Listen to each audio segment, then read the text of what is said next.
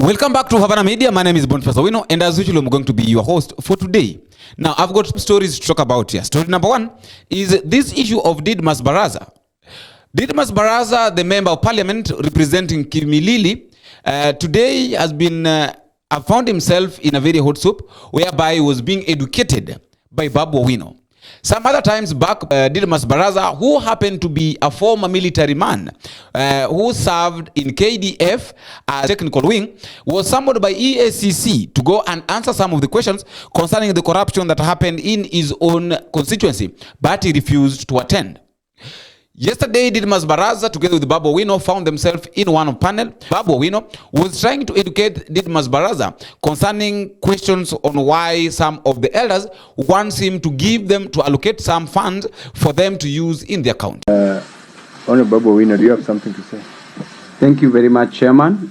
On this matter, I've really seen Honorable Didmus making a thorough presentation on the alternative dispute resolution mechanisms, which involves the inclusion of elders in conflict resolution, which I do agree with, that it is a very viable idea because our court system is so congested. However, there's only one point. In totality, I agree with it, that this bill should pass. The reservation that I have, because you've now invoked my legal knowledge, is that in jurisprudence, there are different schools of thought. There is the natural school of thought, which says that law emanates from the Almighty, from a deity, from the Almighty God, and that law should have morality. And should we have these elders, and at times, you know, Mheshimiwa Didmus, how the elders behave when it comes to conflict resolution. They may be biased, they may take a political angle, they may come up with unjust laws. And from the natural school of thought, it states clearly that law should be just, that an unjust law is not law, as was opined by St. Augustine of Hippo in that natural school of thought, and also St. Thomas Aquinas were the two proponents of the natural school of thought.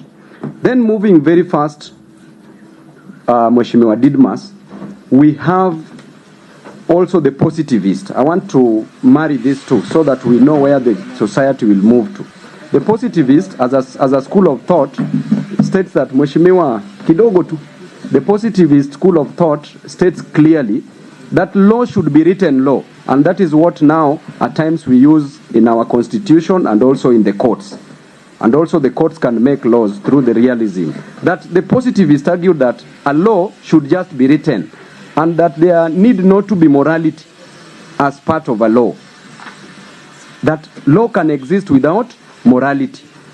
Then we remember during Hitler's time, during the Holocaust, when the Nazi Germans were killing the Jew, during that period, it was correct. It was in written laws. The positivist, who is Hart, HLA Hart professor, said clearly, Babu. just Mheshimiwa, this point is very important and urgent, because I don't want these elders to make wrong laws and just terminate people unfairly. So please just hang on my lips. Thank you, Chairman. So HLA Art said that, you know, that there should be no relationship between law and morality. And therefore, he was supporting the idea that Hitler ought to have just killed the Jews because it was written laws. Then Professor Lon Fuller, not Professor, but Lon Fuller, during that debate of HLA Hart versus Lon Fuller, they were arguing. And Lon Fuller challenged Hart, Chairman. He challenged Professor HLA Hart and said that yes, it is written law that people ought to have been killed as per the German rules. But was it moral? Then that is at that point Hart changed his heart and said that indeed, as much as it was written law, then the Jews ought not to have been killed. So what I'm trying to say is this. Most of these elders, you know, can be political. And you know, me and you will be the first victims if we don't send them something. Because they can decide to make unfair laws or unjust laws. So my question is, which type of laws, as they resolve to alternative dispute resolution mechanism, will they be using? But the idea itself is a brilliant idea. Thank you. In as much as Babu Owino is trying to prove himself educative more than Didmus Baraza, some people are saying that both of them are supposed to prepare themselves to go to jail because they did one same mistake and one crime of killing. Babu Owino was connected with the killing of one DJ in some years back when he was in campus, and also Didmus Baraza is also connected with killing one person in his own region. Another story is concerning this issue of Kenya Power and Lightning Company. We know that right now in almost all parts of the country there is no light, there is no electricity. There has been blackout of electricity since yesterday. During the time that Opiyo Wandayi had not been in the office at the CS of Energy, when Chirchir was in the office, there is a statement that Wandayi said that I would like us to read. This is what Opiyo Wandayi said when he was a minority leader before being given a position or before being given office to become the CS of Energy. Kenyans are currently paying the highest tariffs ever for electricity consumption, including being charged for power they have not consumed. Frequently, nationwide power outages not only exposes KPLC's incompetence, but also compromises national security while denting economic production. It is a scandal which requires heads to roll, but more importantly, there is need to establish what is happening at KPLC, which continues to enjoy a long monopoly, but does not give value for taxpayers' money. Let us listen to this. Frequently, nationwide power outages not only exposes KPLC's incompetence, but also compromises national security while denting economic production. Right now, who is leading the KPLC? Who is leading the energy in the country? Opiyo Wandayi. But now, in as much as he is leading the energy, in as much as he is leading KPLC in the country, there is something that I also want us to read. Customers alert. This is a letter that came from KPLC under Opiyo Wandayi. Customers alert. Partial power outage. Issued at 9 a.m. Nairobi, Friday, 6 September 2024. We are experiencing a power outage affecting several parts of the economy of the country, except sections of North, Rift, and Western regions. We apologize for inconvenience and kindly ask for your patience as our engineers work swiftly to restore service. We will keep you updated on the progress and share more information on the restoration efforts as soon as possible. For more information, they have given their links there. If at all, maybe there is something that you would like to know. I have a question here.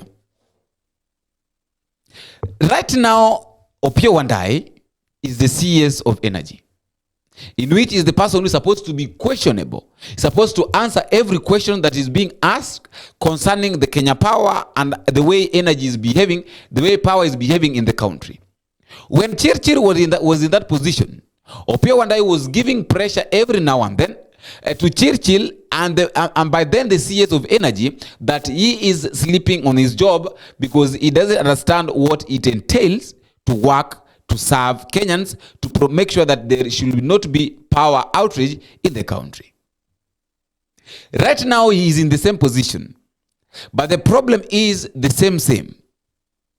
Do you think Opiyo Wandayi is in a position to solve the problem that even Chirchir could not solve? We are told that Opiyo Wandayi is educated. Opiyo Wandayi has got knowledge and understands how power outrage is supposed to be handled, or how energy is supposed to be handled in the country. Do you think he's in a position? It is barely 2 months since Opiyo Wandayi occupied the office.